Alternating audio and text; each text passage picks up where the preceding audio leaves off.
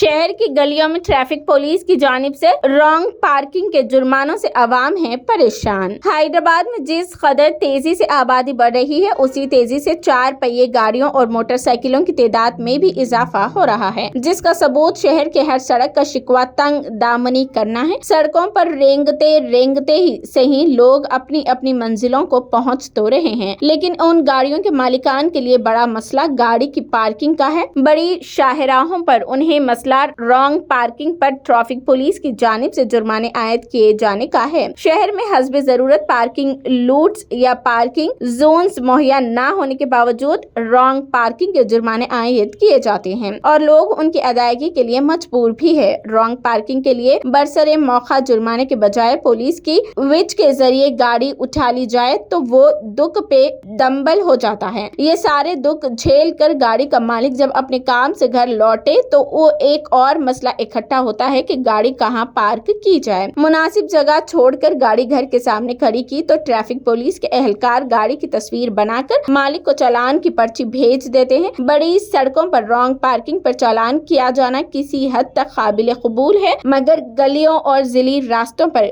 खड़ी गाड़ियों की तस्वीरें खींचकर उन पर रॉन्ग पार्किंग चालान की पर्चियां काटना जुल्म से कम नहीं है। हमारे चैनल को इस सिलसिले में फोन कॉल्स मौसूल हो रहे हैं कि अरबाब मजाज को चैनल की वसाहत से इस मसले पर तवज्जो दिलाई जाए। इस सिलसिले में शहर के अवामी नुमाइंदों को भी चाहिए कि वो इस मसले पर महकमे ट्रैफिक के आला ओहदेदारों से राब्ता करके गलियों में रॉन्ग पार्किंग पर चालान काटने के इस सिलसिले पर रोक लगाए।